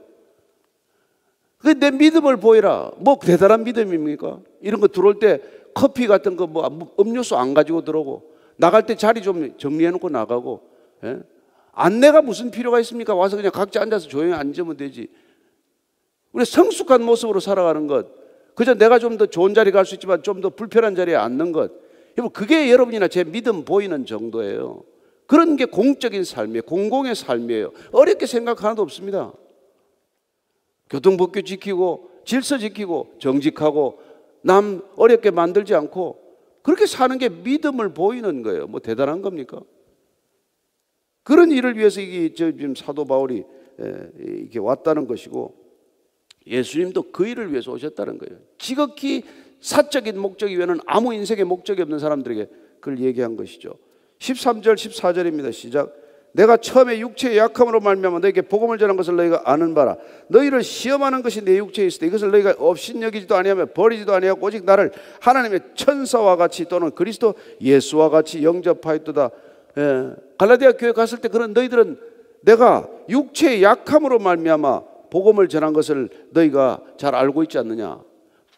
바울이 육체의 가시를 가지고 거기 갔다는 거예요. 육체의 연약함을 가지고 갔다는 겁니다. 육체가 연약해서 나는 일 못합니다. 나는 병이 들어서 일 못합니다. 그게 아니에요. 이걸 놓고 조사하는 성경학자들은 그가 선교 여행에 가서 말라리아에 걸렸다라고 추측도 하기도 해요.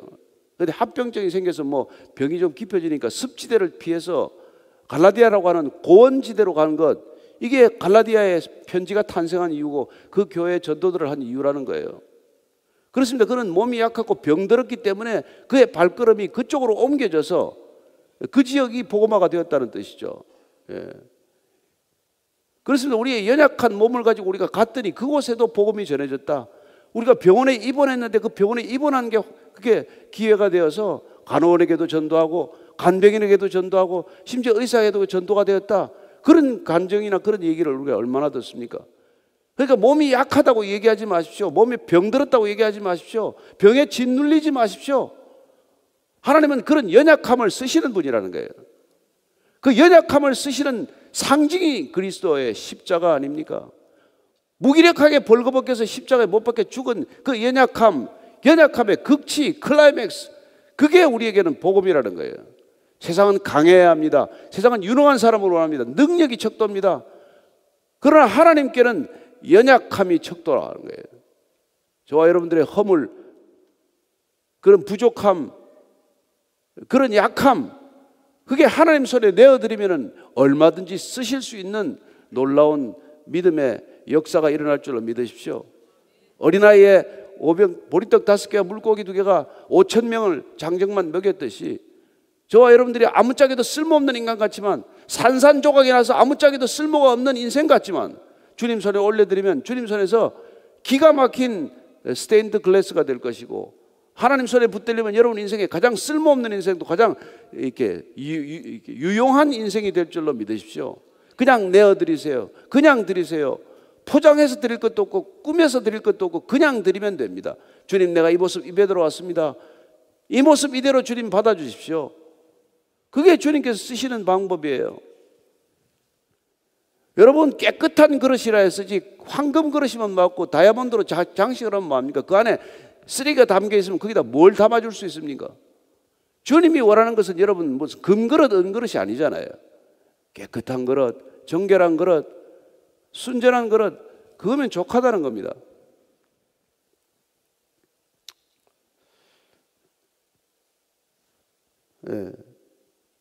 그래서 고린도후서 12장 10절을 보면 이렇게 되어 있습니다. 시작. 그러므로 내가 그리스도를 위하여 약한 것들과 능욕과 궁핍과 박해와 곤고를 기뻐하노니 이는 내가 약한 그때의 강함이라. 아멘. 약한 그때의 강함이라. 저와 여러분들이 약할 때 주님께서는 강한 하나님을 드러내시고 그 약함을 통해서 하나님께서는 놀랍게도 강한 일을 이루어내신다는 것입니다.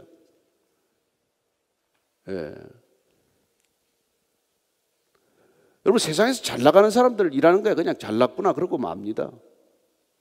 그러나 저 사람이 대체 무슨 일을 할 수 있다는 말인가? 그럴 때 하나님이 일하시는 줄로 믿으십시오. 제가 베이직 교회 시작할 때 나이 60세세 무슨 교회냐? 다 은퇴할 나이에 무슨 교회냐? 당신이 뭐 찬송가를 잘 부르나 뭐 기도를 잘하나 무슨 성경을 제대로 하나? 당신이 뭐 때문에 교회를 하겠다고 하냐? 제 아내의 비난이에요. 그래서 제가 한마디 했어요. 내가 아무것도 할 줄 모르니까 하나님이 다 하셨다 그러겠구만. 이 교회는 하나님이 하신 겁니다. 아이고 뭐 저 사람이 MBC 나갈 때 잘 나갔다면서. MBC 나가서 아무리 잘 나가도 MBC 아무도 안 왔습니다 여기. 그래도 온누리교회 부목사가 때 온누리교회 안 왔어요. 다 돌려보냈습니다. 내가 한다는 걸 하지 않기 위해서. 여러분들 하나님이 불러서 오셨지 무슨 인간 누구를 보고 오셨습니까? 아니잖아요. 제가 코로나 걸려가지고 여러분 기침이 나서 단 한순간도 말할 수 없을 때 그냥 단에 올라갔어요. 주님이 하셔야죠. 설교죠. 내가 하면 그냥 연설이죠. 적어도 그 설교하는 30분은 그냥 기적같이 기침이 딱 멈추지 않았습니까? 그날 제가 설교 제목이 심부름 좀 하겠다는 겁니다. 제가 할 수 있는 건 심부름이에요. 무슨 대단한 일이 아닙니다. 저는 여러분들이 하나님께 그냥 여러분 자신을 있는 대로 그냥 내어주시기만 하면 되는 줄로 믿으세요. 여러분들의 동기, 여러분들의 목적, 여러분들의 무슨 갈망 이런 것들을 다 내놓으시고 여러분들의 탐욕, 여러분들의 정욕, 육신의 정욕, 안목의 정욕, 이생의 자랑 이따위 것 다 내려놓고 바울이 배설물로 이겼던 것 다 내려놓고 그리고 그냥 플러싱해서 다 떠내려가는 거 보고 아침에 화장실 갔다 오셨습니까? 다 떠내려 보내고 아이고 그걸 왜 아침에 버렸지 아깝게 그러지 마시고 그게 여러분 우리가 하나님 일을 하는 방법이에요. 나머지 여러분 하나님이 알아서 하십니다. 그래서 고린도전서 1장 27절입니다. 시작. 그러나 하나님께서 세상에 미련한 것들을 택하사 지혜 있는 자들을 부끄럽게 하려 하시고 세상에 약한 것들을 택하사 강한 것들을 부끄럽게 하려 하신다. 약한 것들을 들어서 강한 것을 부끄럽게 하신다는 겁니다. 저는 왜요? 세상은 보면 강한 자들이 약한 자들을 부끄럽게 만들지 않습니까? 수치스럽게 만드는 것 같죠. 그러나 결국 보십시오. 옛날에 동유럽이 무너질 때 러시아에 페레스트로이카가 있고 그럴 때면 모든 강한 것들이 다 끌어내려져 가지고 발에 밟히는 것을 보지 않았습니까? 지금 러시아의 운명이 어떻게 되겠습니까? 저 힘을 저렇게 자랑하다가 하나님께서는 약한 자를 들어서 강한 자를 부끄럽게 하신다.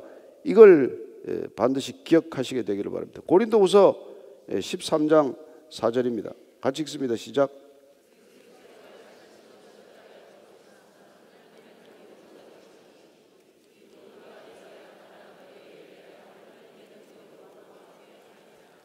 예, 아멘.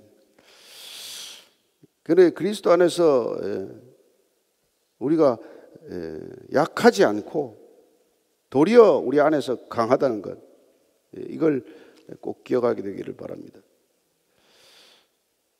그래서 내 육체에 그 가시가 있는 그 가시를 갖다가 우리는 뭐 바울의 안질 왜냐하면 눈도 빼어주겠다는 표현을 들어서 안질인가 간질인가 뭐 이런 것들 추측하지만 그게 어떤 질환이었건 복음을 전하는 데는 결정적인 장애가 되는 것들이죠. 그럼에도 불구하고 그 당시에 갈라디아 교인들은 그를 그렇게 대하지 않았다는 것입니다. 그래서 15절이에요. 시작. 너희의 복이 지금 어디 있느냐? 내가 너희에게 증언하노니 너희가 할 수만 있었더라면 너희의 눈이라도 빼어서 나에게 주었으리라. 너희들이 처음에는 그렇지 않았다. 왜? 복음을 전해받고 너무 감동했으니까 너무 감격했으니까 그냥 눈이라도 빼어주겠다. 그렇게 보니까 그러니까 안질이었나? 눈이 안 좋았나? 내 눈을 빼어서 당신에게 주고 싶은 마음 그런 마음이 들 정도로 여러분 복음이 오면은 감동하지 않습니까? 하나님이 값없이 나를 구원하셨다. 이게 믿어지면은 여러분 어떤 것도 아깝지 않은 그런 마음이 되잖아요. 다 내려놔도 다 내어주어도 하나도 아깝지 않다. 이게 여러분 구원받은 마음의 감격, 첫 감격 아닙니까? 그때는 그랬다는 거예요. 그런데 이게 지금 그 사람들이 그냥 어느 순간에 변질되고 만 것이죠. 그렇습니다. 모든 믿음은 변질의 위험성을 가지고 있습니다. 왜요? 믿음 자체는 여러분 안전이 아닙니다. 믿음은 불안전하고 불확실한 겁니다. 여러분 돈이 확실하고 권력이 확실하게 다 걸러가지 믿음이 누가 확실하다고 합니까? 믿음은 보이지 않는 것들의 증거예요. 보이지 않는 것이란 늘 가변적인 거예요. 보이지 않는 것이란 늘 흔들리는 겁니다. 믿음은 모험이에요. 믿음은 위험을 감수하는 겁니다. 믿음은 안전을 향한 걸음이 아니에요. 무슨 위험이 올지 모르지만 믿음으로 간다는 것은 그런 불안전함, 그런 불안함, 그런 불확실성 이런 것들을 우리가 다 수용하는 것을 말하는 것이죠.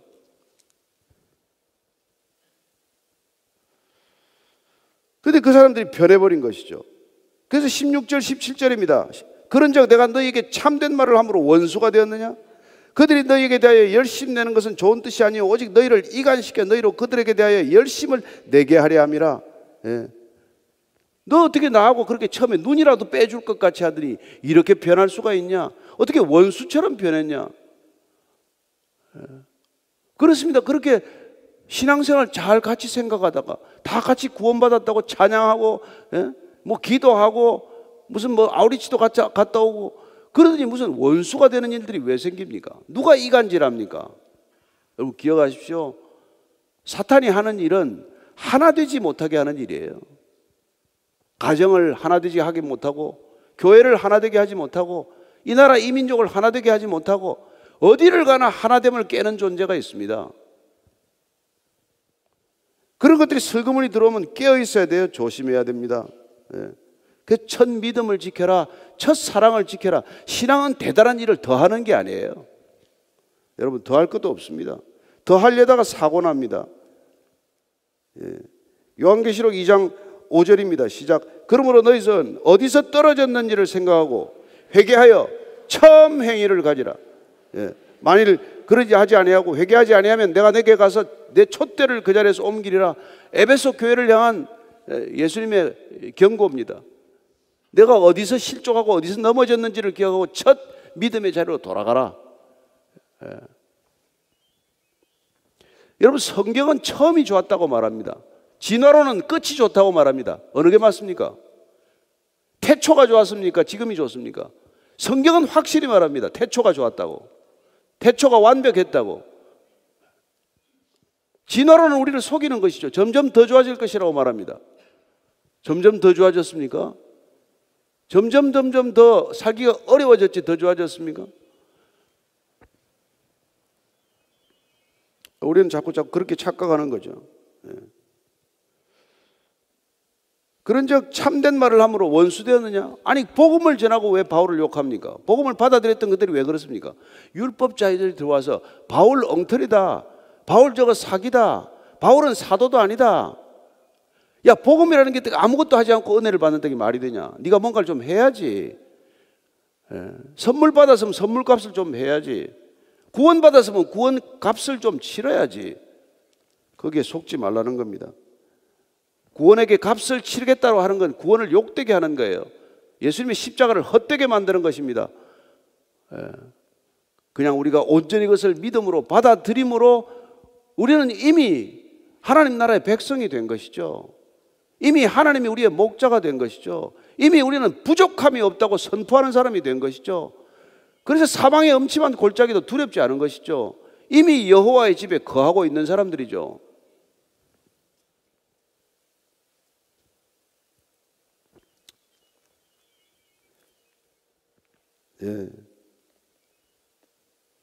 그런데 그 사람들이 어떤 짓을 했냐면 디모데전서 6장 3절에서 5절입니다. 시작. 누구든지 다른 교훈을 하며 바른 말 곧 우리 주 예수 그리스도의 말씀과 경건에 관한 교훈을 따르지 아니하면 그는 교만하여 아무것도 알지 못하고 변론과 언쟁을 좋아하는 자니 이로써 투기와 분쟁과 비방과 악한 생각이 나며 마음이 부패해지고 진리를 잃어버려 경건을 이익의 방도로 생각하는 자들의 다툼이 일어나느니라. 말이 복잡한 것 같지만 예수 믿다가 예수 믿는 걸 그걸 뭐랍니까? 이익의 방도로 생각하는 사람 생긴다는 거예요. 이익의 방도로 경건을 갖다가 예수 믿는 걸 하나님 아는 걸 그걸 내 이익의 수단 내가 더 잘 먹고 더 잘 사는 그런 방도로 생각한다는 거예요. 그래서 여러분 교회에서 사업 얘기하지 말라는 겁니다. 여기서 무슨 투자 얘기하지 말라는 거예요. 여기는 경건을 가지고 장사거리로 삼거나 내 무슨 사업의 아이템으로 삼는 게 아니에요. 왜 이민교회들이 어려움을 겪는지 아십니까? 거기 모이는 사람들이 다 복음 때문에 오는 게 아니라 예수 만나러 오는 게 아니라 사람 만나러 온단 말이에요. 그래서 이민교회는 그게 무슨 사업장이에요. 사업장. 그렇게 만들면 안 된다는 겁니다.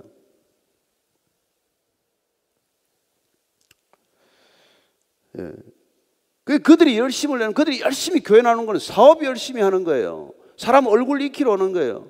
심지어 봉사를 열심히 하는 것도 사람한테 얼굴 도장 찍는 거예요. 그 괜히 악수하고 하는 게 다 그냥 얼굴 도장 찍는 거예요. 주님 안 만나고 사람 100명 200명 악수하고 가면 뭐합니까 여러분? 그게 뭐 다들 무슨 어떤 게는 가족교회 온 가족들끼리 더 다 먹고 사는 무슨 수단으로 만들어 놓고 말이죠. 좋은 일로 열심을 내면 좋죠. 그러나 그런 목적, 그런 동기를 가지고 아무리 교회에서 열심을 내봐야 하나님이 한 번도 카운팅 안 합니다. 그건 네가 다 계산하고 끝났으니까 나하고는 계산할 일이 없다, 그러는 것이죠. 18절에서 20절까지입니다. 시작. 좋은 일에 대하여 열심으로 사모함을 받으면 내가 너희를 대하였을 때뿐 아니라 언제든지 좋으니라. 나의 자녀들아, 너희 속에 그리스도의 형상을 이루기까지 다시 너희를 위하여 해산하는 수고를 하노니 내가 이제라도 너희와 함께 있어 내 언성을 높이려 하면 너희에 대하여 의욕이 있음이라. 아니, 좋은 일에 열심을 내면 언제든지 좋다. 목적이 선하고 동기가 선하고 저 사람 어떻게 하든지 주님 더 열심히 알고 주님 더 깊이 알아가도록 돕는 건 어떻습니까? 그건 좋단 말이에요. 그러나 나하고 친분을 더 트고 나하고 더 친해지고 그런 거 뭐 해서 뭐 할 텐데요. 예. 교회에서 사람 많이 사귀려고 하는 것도 이상한 일이죠. 왜 교회 사람을 많이 사귀어야 합니까? 예. 그런 열심 낼 필요도 없다는 거예요. 예. 나의 자녀들아, 형제들아. 바울은 이런 표현을 거침없습니다. 마음에 사랑이 없으면 이런 얘기 안 해요. 그렇게 얘기하지 않습니다. 그래서 그는 이렇게 결심합니다. 너희 속에 그리스도의 형상을 이루기까지 다시 내가 해산의 수고를 멈추지 않겠다. 배신당했어요. 이제 더 이상 바울 필요 없다. 그 예루살렘 온 사람들 얘기가 맞다. 우리도 할례 받자. 우리도 율법 공부 좀 하자. 우리도 좀 성경 공부 좀 제대로 해보자. 우리도 좀 말씀대로 좀 살아보자. 뭐 그런 것들이 동기가 좋다면 얼마나 좋습니까? 그러나 그게 여러분들이 마치 2급 신자였다가 1급 신자가 되기 위하여 조금 단계가 낮은 신앙에서 더 높은 무슨 지적 수준을 위하여 그런다면 그건 조심하라는 것이죠. 그래서 사도 바울이 다시 너희들이 복음으로 내가 너희들을 낳을 때처럼 다시 해산하는 수고를 내가 아끼지 않겠다, 이렇게 말합니다. 이제라도 너희와 함께해서 내 언성을 높이라면 너희에 대하여 의욕이 있습니다. 내가 가서 언성을 높여서라도 너희들에게 이 말을 꼭 해주고 싶다는 거예요. 뜨거움입니다. 열정입니다. 사랑입니다. 바울 안에 있는 이 사랑이 저와 여러분들 안에 있게 되기를 축원합니다. 식지 않는 열정, 그러나 남을 대지 않고 내가 타지 않는 열정, 모세가 떨기나무에서 봤던 그 불, 꺼지지 않는 불, 그 불이 여러분들에게 오면은 여러분 나이 들어도 그 열심은 쇠퇴하지 않는 열심입니다. 그러나 내 열심, 내 열정, 내 탐욕은 남을 화상을 입히고 나도 타버리고 마는 그런 어이없는 일이 일어나는 것이죠. 오늘 바울이 이토록 언성을 높여서라도 다시 한번 해산의 수고를 하겠다는 것은 믿음의 첫 자리를 떠나버린 갈라디아 교인들을 향한 안타까움입니다. 어떻게 믿음의 자녀를 낳았는데 그들이 다시 율법으로 돌아간단 말입니까? 저와 여러분들이 정말 성령으로 시작한 이 믿음의 걸음, 성령으로 잘 마칠 수 있게 되기를 바랍니다. 우리는 율법으로 시작하지 않았습니다. 모세의 율법으로 구원받지 않았습니다. 우리는 아브라함의 언약으로 구원받은 사람들입니다. 그 언약으로 구원받은 그 언약적 삶이 율법으로 드러날 수는 있지만, 십계명의 삶으로 확인될 수 있지만, 그러나 십계명을 지킨다고 여러분들이 구원받는 것도 아니고 율법을 더 지켜서 여러분들이 종교적 열심을 내어서 더 나은 구원, 더 좋은 구원, 더 오래되는 영생 여러분에게 주는 게 아니라는 것을 기억하고 신앙의 첫 자리, 겸손한 자리, 눈물이 있던 자리, 기쁨을 놓치지 않았던 자리, 그 자리를 항상 지켜낼 수 있게 되기를 축원합니다.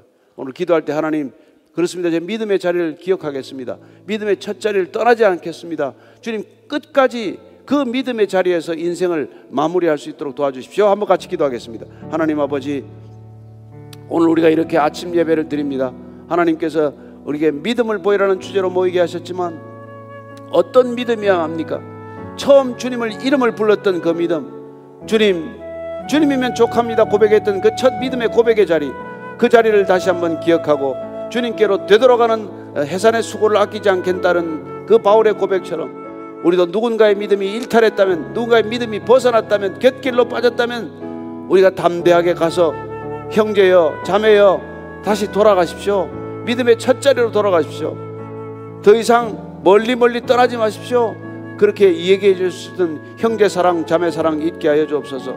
우리 마음에 흘러넘치는 그런 열심이 정말 해산의 수고를 아끼지 않았던 그런 열심처럼 동기가 순전한 열심, 나보다도 남을 소중하게 여기는 열심, 정말 하나님이 나보다도 더 위대하다는 열심, 그런 열심이 되게 하셔서 끝까지 주의 걸음 잘 완주하게 하여 주옵소서. 하나님, 오늘도 믿음의 행진을 이어갑니다. 오늘도 많은 사람들이 함께 복음의 자리에서 복음의 능력을 나눕니다. 우리의 믿음이 어디서 떨어졌는지, 우리의 믿음이 어디서 빗나갔는지를 다시 한번 새겨보는 자리가 되게 하시고, 다시 한번 점검하는 자리가 되게 하시고, 다시 한번 교정하는 자리 되게 하여 주시옵소서. 하나님, 주님이 우리를 구원하셔서 우리가 잘된 게 뭡니까? 우리가 뭐가 그렇게 대단히 나아졌습니까? 이런 마음들이 때로 있을 때가 있습니다. 그러나 아버지를 찾은 기쁨, 아버지를 아버지라고 부른 기쁨, 그 기쁨만으로도 내 인생은 충분하다는 그 믿음의 고백 놓치지 않게 해 주옵소서. 하나님, 아버지가 뭘 해줘서가 아니라, 아버지가 주는 선물 때문에 아버지를 아버지로 인정한 것이 아니라, 아버지가 내 존재의 근원, 존재의 뿌리이기 때문에 아버지라고 고백하는 참된 믿음, 이 믿음의 완주, 주 앞에 드리는 거룩한 기도가 되게 하여 주옵소서. 이제는 십자가에서 우리의 원적지를 되찾아준 우리 구주 예수 그리스도의 은혜와 호적 정리가 끝난 자들 맞아주시는 아버지의 사랑과, 날마다 이곳이 내 아버지인가, 이곳이 내가 살만한 곳인가, 이곳이 내가 영원히 머무를 곳인가 고민하고 방황하는 우리의 마음과 시선을 붙들어 주님께로 고정하고 하나님 나라에 고정하는 성령님의 인도하심과 기름 부으심과 충만하게 하심이, 오늘도 말씀 한 절 붙들고 주의 말씀 살아내는 것, 주의 말씀이 내 생애 동안 이루어지는 것을 인생의 거룩한 소명으로 확인하는 이 자리에 고개 숙인 참된 그리스도인들 위해, 진정한 교회 위해, 그리고 아름다운 하나님 나라의 백성들 위해 지금부터 영원까지 항상 함께 하시기를 간절히 축원하옵나이다. 아멘.